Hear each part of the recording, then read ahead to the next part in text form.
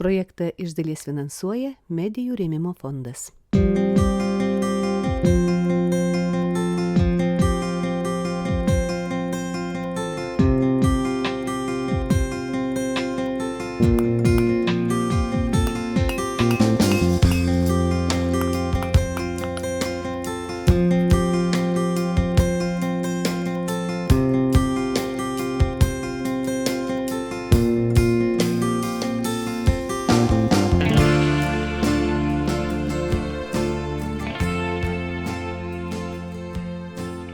Dažnas mename tėvų ir senelių pasakojimus apie tai, kaip jie jaunystėje po darbų ar vakarai susėsdavo šeimoje ar su kaimynais ir užtraukdavo dainą.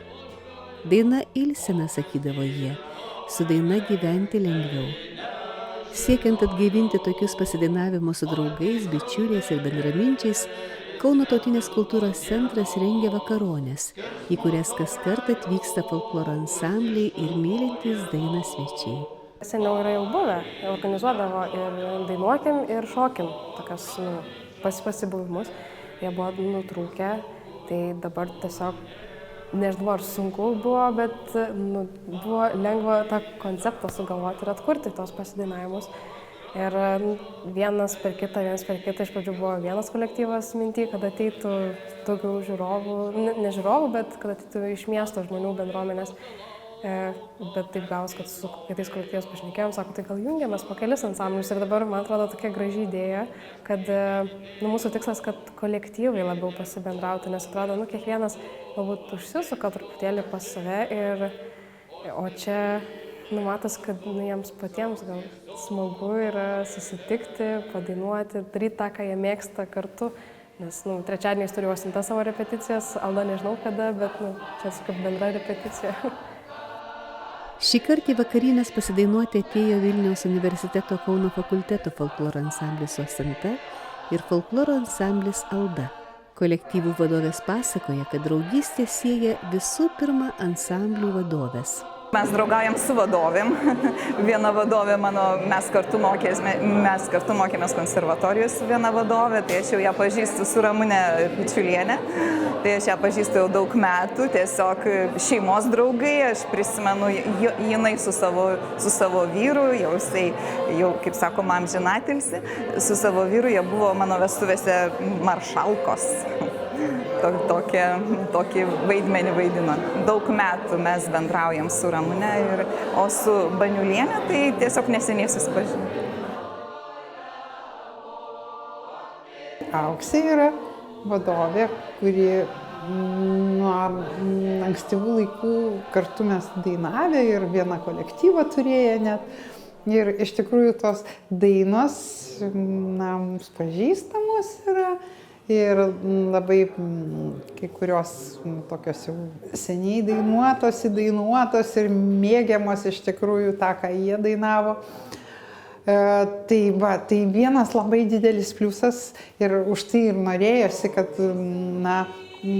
bendrautų su mumis čia šitam vakare tokie daugiau pažįstami žmonės. Aišku, mes Osintos jaunų žmonių nelabai pažįstam, bet buvo mano 3 mokiniai iš muzikos mokyklos, tai aš juos irgi ten pamokiusi su tų dainų, ką dainavo jie. Tai buvo tas santykis labai geras toks, nes ir be to, turbūt dainos buvo ne tokios labai jau ir sudėtingos ir smagios dainuoti parinktos ir mūsų, ir jų. Tai labai, tas gaudesys, tos vadinamos vibracijos, tokios buvo labai geros.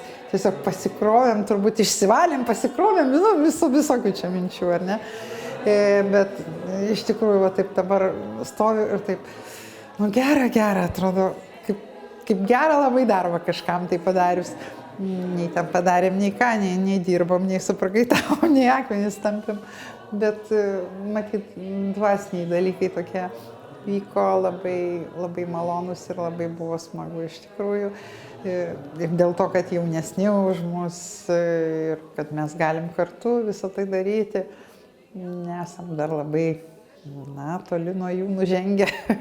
Nes iš tikrųjų, folkloras ir yra tuo geras, kad visokio amžiaus grupės, nuo kūdikystės gali iki pat senatvės bendrauti kartu.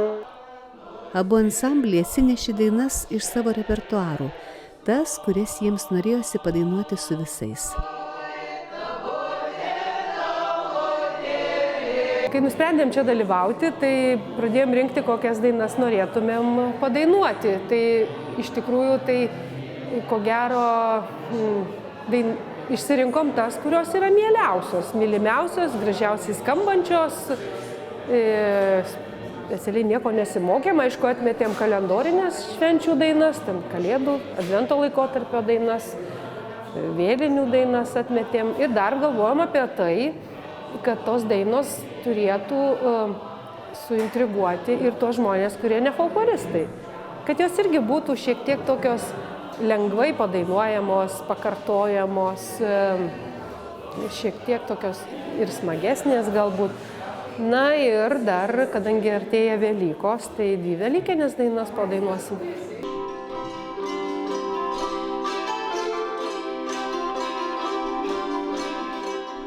Mes kaip jaunimo ansamblis, tai mes žiūrim į tą meilės pusę. Ne? Kaip sakoma, sužydėjo gamta, šiuo metu balandžio mėnuo, viskas pražydo, jausmai sukilo, meilė visą laiką mūsų širdyse, jinai sužibo tą meilę ir jaunimas labai traukia, jaunimo meilės dainos, jaunimo dainos ir vestuvinės dainos. Tai mes šiandien parinkom būtent vestuvinių dainų, piršlybų dainų ir parinkom visų regionų, kad būtų skirtingos dainos ir matytųsi būtent regioniniai skirtumai visų šitų meilės vestuvinių dainų.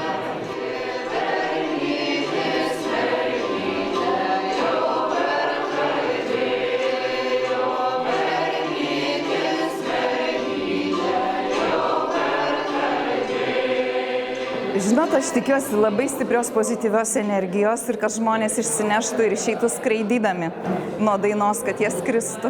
Ant tolygaus lauko mes įstovėjo. Daina tikrai veikia, sako dainininkai. Todėl lietuviai ir dainuodavo. Ir darbus dirbdami, ir nuo darbo ilsėdamiesi, ir liūdesiui užėjus, ir linksmybėms aplankius. Mūsų liaudies muzika labai graži. Tai kartais mes tingim ateiti į repeticijas, padainuot, bet pasikalbam tarpusavį, kad kas jeigu ne mes, kurie dar atsimenam, žinom, iš knygų išmokę, norim neprarasti iš tų melodijų, iš tų dainų. Tai šitie renginiai tam padeda. Tai man atrodo, kad kai žmonės dainuoja daugiau, tai jiems yra ir lengviau gyventi. Aš tai turiu tokį tikrai tikėjimą, nes, sako, tai kaip seniau spręsdavo problemas, jeigu jie nešnekėdavo, tai, dabar tai jau čia šneka, išsišneka, emocinis intelektas ir taip toliau.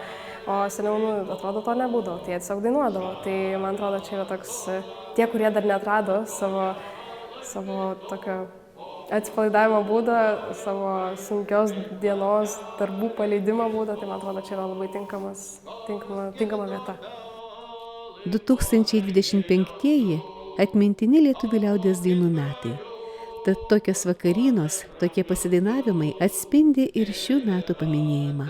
Vakarinos yra nuostabus lietuvių tautosakos, tiesiog paprotys, kaimuose susirinkdavo vakarai savaitgalį arba įvairiausių švenčių metų pabaigoje, kai baigdavosi kažkokia ar rugiapjūtė, ar kažkokie sambariai, ar jaunimo pasisėdėjimai. Būdavo visą laiką vakarinos, labai gražus net pavadinimas yra.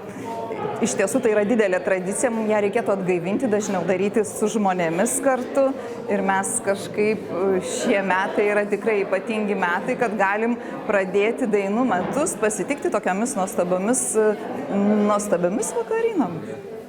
Aš manau, kiekvieni metai turi būti liaudies dainų metai. Aš prisimenu savo šeimą, mano močiutė, mano mama, visi dainavo, mes tiesiog vakare susėdė, tos vakarinos man visą laiką yra šeimos vakarinos. Kai vakare susėdam visi prie stalo, net nebūtinai, tai gali būti savaitgalis, tai gali būti tiesiog vakare, po vakarienės prie stalo ir užtraukia močiutė kokią dainą, mes visi atitarėm ir tos vakarinos ir turi būti prasidėti šeimoje. kaip mažoj ląsteliai, sakyčiau taip. Ir aš labai džiaugiuosi, kad mano ansambliečių tarpe yra šeimų, kurie susikūrė būtent ansamblyje ir jau atsiveda savo vaikus ir vaikus mokina ir jie taip pat tuose vakarinuose šeimos dalyvauja. Tai yra nuostabu, tai yra tokia perdavimo sėkla, kuri labai džiaugiamės, kad mes ją sodinam. Aš visą laiką labai turiu tokią didelę tokią savo kredo, savo tokį tikėjimą, norą kuo daugiau užauginti jaunų žmonių, kurie labai vertintų tautos kultūrą, tradicijas. Tiesiog pasodinti tą tautos tradicijos meilės sėklą kiekvieno jauno žmogaus širdyse. Ir va, kaip dirbam universitete, stengiamės visą laiką jaunimą įtraukti, pažinti tą begalinį džiaugsmą, kai žmogus susiduria su liaudies kultūra, su daina, su šokiu, su viskuo, su tuo, kas yra mūsų šaknyse. Mes tik tai kartais nejaučiam tų šaknų, bet mes jas turim. Tai tiesiog norisi jas atgaivinti, palaistyti tas šaknis. Paklausta, ar skaičiavo, kiek jaunų žmonių per jos vadovavimo metus padėjo pažinti liaudies dainą, mūsų kultūrą, Auksuolė Šuliokienė atsako. Kiek jaunų žmonių, žinokit, nesu suskaičiavus, tikrai daug, nes iš tiesų ansambliui jau 45 metai, aš vadovauju beveik 30 metų, tikrai labai daug. Tačiau labai džiaugiuosi, kad labai daug šeimų susikūrė ansambliai ir jie tiesiog šeimų tęsia tradicijas. Todėl, kad šeima susikūrusi būtent pagrindu tuo meilės dainai, meilės šokių tradicijom pagrindu, jie visą laiką išlaiko tą. Jie visą laiką išlaiko savo kasdieniam gyvenime, buity, visur ir važiuoja visas šventes ir švenčia, prisijungia prie mūsų, jeigu nebedalyvauja kolektyve. Tai tiesiog, aš džiaugiuosi tą savo misiją, kurią turiu ir tikrai ją tęsiu, kiek galėsiu.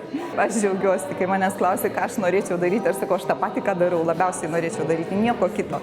Turbūt ir nemoku, ir negaliu, ir labai patinka dirbti su jaunimu. Vakarynų organizatorė Austėja Elminaitė taip pat yra buvusi Osintos dainininkė. Iš Žemaitijos kilusi mergina užvedė savo krašto dainą.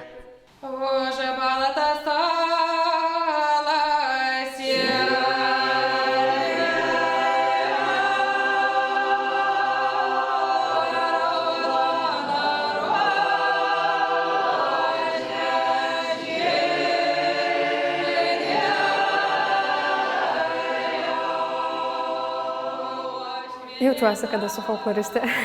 Mano tėvai mane užaugino, jie turi savo ansamblį. Aš esu iš Platelių, tai jie turi ir savo ansamblį. Tai nuo pat mažumės mane tempė visur.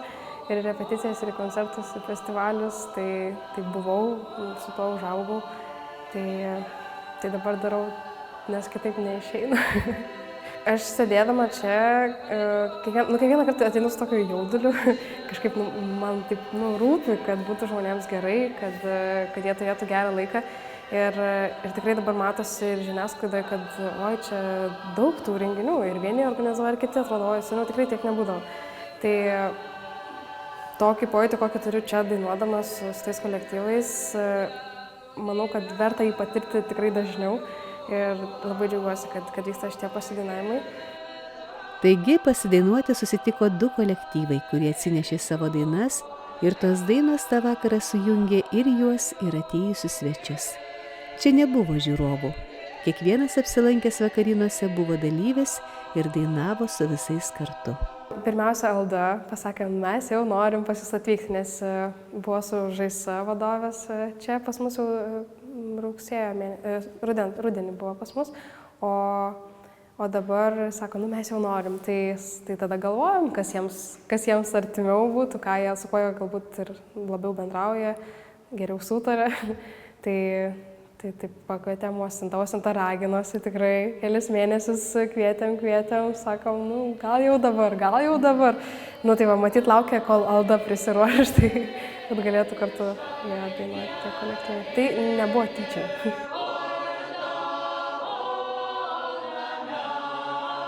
Folkloras yra toks grinai toks yra menas, kuris yra neparodinis, nesceninis.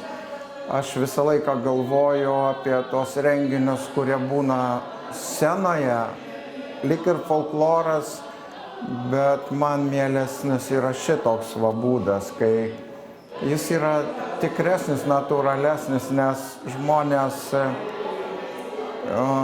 kurie dainuoja liaudies dainas, jie tą daro ne dėl žiūrovų.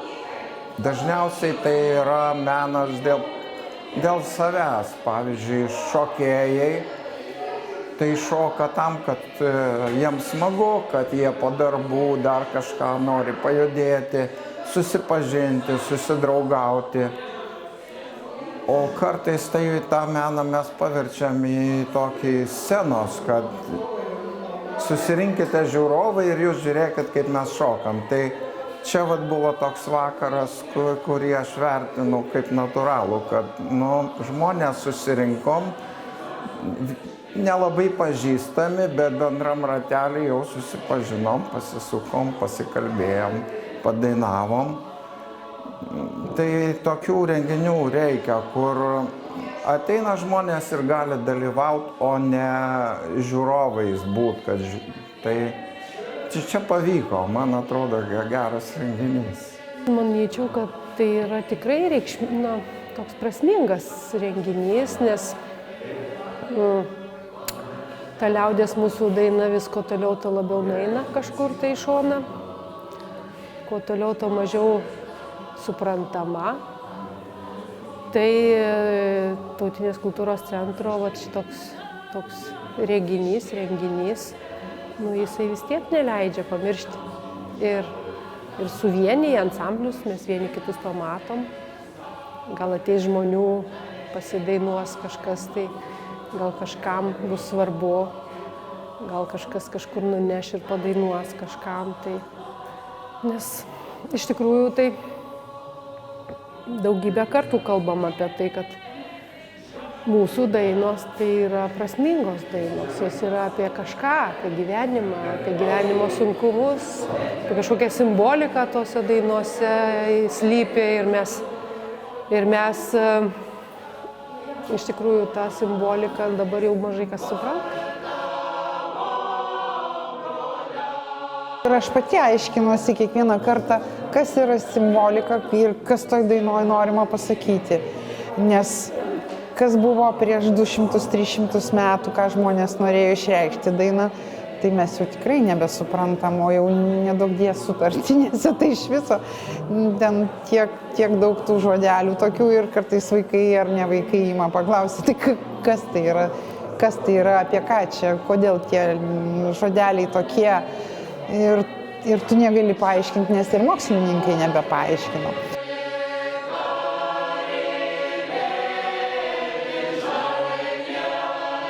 Simbolikos mūsų liaudies dainose išties labai daug. Ar tai būtų meilės dainos, vestuvinės, karo ar kito žanro, nerasime juose atvirai reiškiamų jausmų, meilės scenų ar mirties pavaizdavimų. Viskas pasakojama simboliais. Šiandieną žinome, kokią svarbią vietą mūsų protėvių gyvenime užėmė daina, kokias ypatingas tradicijas ji turi. O dainuoti liaudies dainas yra nesudėtinga, sako dainininkai. Net ir nemokant jų galima lengvai pritarti. Tos dainos taip sukonstruotos, kad priedainiai yra lengvai įsimenami, pakartojami. Gal operos dainininkai tai sakytų, kad čia labai primityvios melodijos, bet sudėtingumas ne visada reikalingas. Čia reikia dalyvauti ir lengvai prisijungti. Tai du skirtingi ansambliai, jų dainos iš skirtingų kaimų, iš skirtingų vietovių ir lyg ir nežinomos, bet labai lengvai išmokstamos. Tai matėt, kad jokių nėra nesklandumų, nemokėjimų, nežinojimų. Tikri muzikantai, tikri dainininkai taip ir atlieka.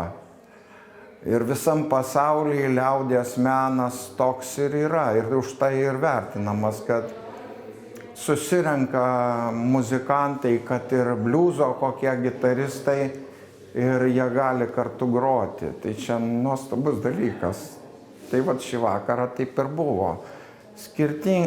Kartais tos melodijos skiriasi, kartais dainininkai susiginčia, kaip iš tikrųjų yra, bet realiai, kai daugiau žinai, tai supranti, kad jo kaime yra taip, o šitam užupės jau kaime jau yra kitaip. Tai geri renginiai, kur žmonės ne dėl pasirodymo, bet dėl tikro to folkloro, to tikro meno susirenka.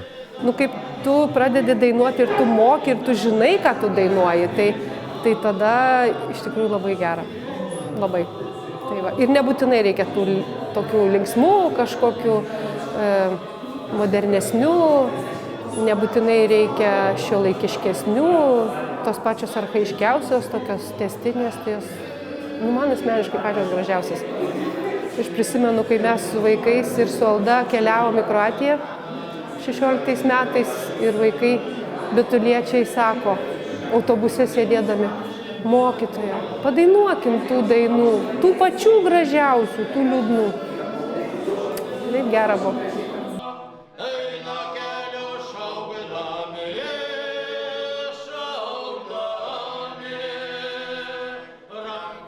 Malonu matyti, kai drauge dainas dainuoja 2 kartų žmonės. Jaunimas, studentai, kurių daugelio kelias su folkloru dar tik prasideda. Ir vyresnieji, kurie folklorė jau ne 1 dešimtmetį. Taip juokinga, kad mes tapom staiga vyresnio amžiaus. Visą laiką buvom, aš patekau į folklorą būdamas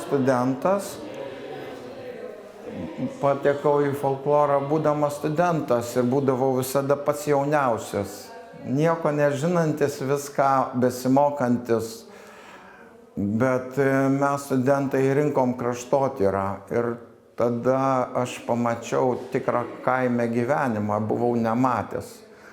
Ir mes ne tik dainas užrašėm, bet ir pasakojimus, ir visą istoriją žmonių, kurią mums vadovėliuose kitokią visai pasakojo. Tai per tą folklorą aš sužinojau ir politikos,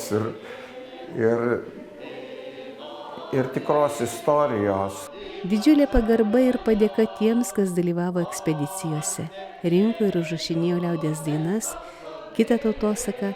Jų dėka šiandien turime tokį gausų dainuojamosios ir pasakojamosios tautosakos bei instrumentinės muzikos archyvą. Nuo Kauno miesto muziejaus tautinės muzikos muziejuje nuskambėjo jubiliejinis tarptautinis kanklių muzikos festivalis Kanklės mano rankose. Šiemet festivalis jau 10. Kiekvienas festivalis labai skiriasi, nes visada stengdavausi, kad nesikartotų dalyviai arba kuo mažiau kartotųsi, kuo daugiau vis kitų naujesnių, kažką dar naujo surasti, parodyti. Bet kadangi šis yra 10, tai pakvietėm tiesiog gražiausius, geriausius kolektyvus ir atlikėjus, kiek yra per mūsų ankstesnius festivalius, kurie yra ir tų, kurie pirmą kartą, tikrai daug yra, bet yra ir tų, kur tiesiog pačius tokius gražiausius jau norėjau pakviesti.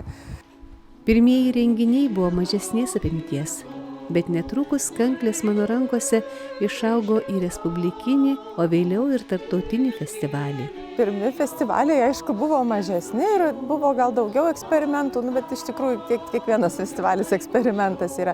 Tai pradžioj tiesiog bandžiau apjungti Kauno, paskiau plačiau Lietuvos kanklininkus, paskiau bandėm jau kvietėmės iš užsienio, tapo tarptautinių festivalis.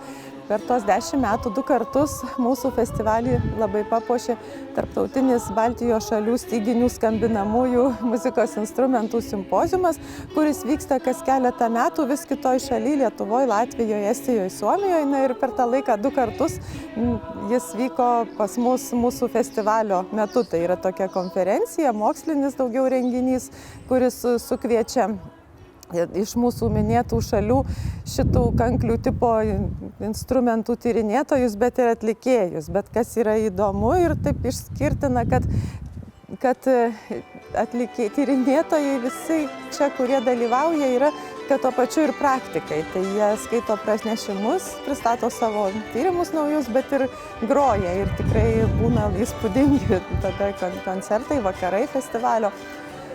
Ir kviečiamės tikrai išskirtinius Lietuvos atlikėjus, tiek ir tradicinės, tiek ir akademinės kanklių muzikos. Ir kartais atrodo, kad jau išsisemsim, kad jau nebežinau, ką pakviesti.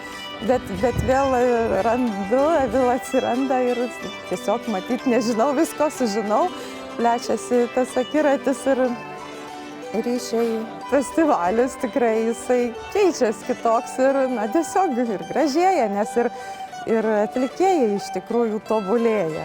Ir labai smagu matyti, kaip ruošiasi, kaip tobulėja, kaip atvažiuoja kas kartą. Jeigu jau atvažiuoja antrą kartą į šį festivalį, tai vis tiek neatvažiuoja su lygiai tokie patys, su tokia pačia programa. Jau skiriasi programa, jau būna kažkas tai dar gražiau, įdomiau, su išieškota, surasta, pagrota. 3, 4. Festivalis kaskart dalyvius ir žiūrovus pradžiugina naujomis veiklomis, kūrybinėmis dirbtuvėmis, įvairiais susitikimais ar konferencijomis. Kelis paskutinius metus mes ir darėme ir konferencijas, taip irgi buvo labai daug tokių įdomių atradimų kanklių gyvenime, kanklių pasaulyje pristatymų. Šis festivalis įdomus tuo išskirtinis, kad mes turėjom, išplėtėm apskritai į daugiau skirtingų veiklų. Na ir buvo susitikimai su muzikos instrumentų meistrais, instaliacijos pristatymas, nes menininkas, architektas Mantas Maziliauskas kanklių tema sukūrė tokią interaktyvę, tokią meninę instaliaciją, kuri skamba, galima ją ir paskambinti, stovi pagrindinė muziejaus kiemelyje. Na ir šiandien vyko mokymai tokios festivalio dalyvių ir iš Kauno žmonių, ir viešos atviros festivalio dirbtuvės, kur mokėmės ir kaip suomių kantelę skambinti, tradicinio suomių skambinimo stiliaus, ir latvių instrumentus apžiūrėjom ir galėjom išbandyti ir pabendrauti. Ir buvo tokios dirbtuvės kanklių ir mandolinos, ir paruošėm 2 bendrus kūrinius kanklininkų su mandolinininkais, kurios koncerte irgi pagrosim. Na tai daug tokių įvairesnių kitokių veiklų šiemet yra. Didžiulės žiūrovų gausos sulaukė didysis festivalio koncertas Kanklių muzikos jungtis aplink Baltiją. Jame buvo galima išgirsti lietuvių, latvių ir suomių kanklių muziką. Antrą kartą į šį festivalį atvykusi atlikėja iš Suomijos sako, kad jai malonu čia būti. Yes, and the city is so beautiful. I like. Taip, ir miestas toks gražus.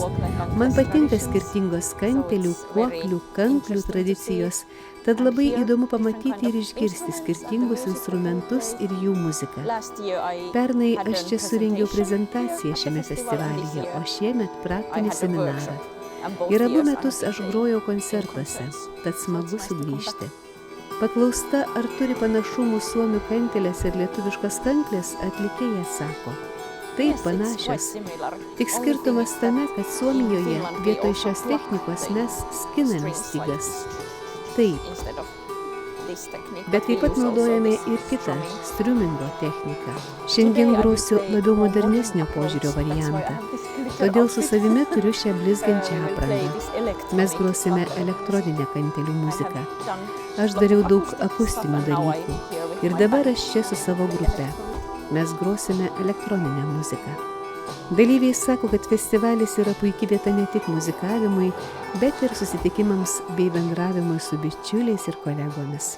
Tai yra tokia diena metuose, kai mes galim visos kartu susirinkti ir pasimatyti, nes daugumą esam skirtingose miestuose ir mūsų mokytoja, Kristina, gyvena ne Lietuvoje jau didžiąją laiko dalį. Tai labai gerai yra kartu pabūti tarp tokių žmonių, tarp bendraminčių ir pasiklausyti tos muzikos. Tikrai labai smagu pabūti, prisiminti tą grojimą, nes daugumą išėjom jau ne muzikos keliais, pasirinkom kitas specialybės po muzikos mokyklos baigimo. Tai labai gerai yra grįžti, susitikti, kažką pasimokyti iš naujo ir tiesiog pabūti kartu toj muzikoje, nes čia kaip savotiška terapija mums po tiek metų jau. Dar daugiau svarbos festivaliui suteikė tai, kad šiemet kanklės ir kankliavimas įtrauktos į Lietuvos nematerialaus kultūros paveldo vertybių sąvadą. Tuo džiaugiasi visi kanklininkai. Kanklės taip visiems aišku, kad tai yra vertybė, kad dažniau žmonės nustebdavo, kad nejaugi dar neįtrauktos. Tai čia toks papildomas yra iš tikrųjų atspalvis, nors Nors šiaip tikrai niekam niekada nekilo jokių abejonių dėl to, kad tai yra mūsų vertybė. Tai toks instrumentas, kuris turbūt artimiausias sielai tiek daug metų ir atrodydavo gal kartais toks pamirštas ir šiek tiek nežinomas, šiek tiek, sakyčiau, nuvertinamas ir pačių mūsų. Tai labai džiaugiuosi.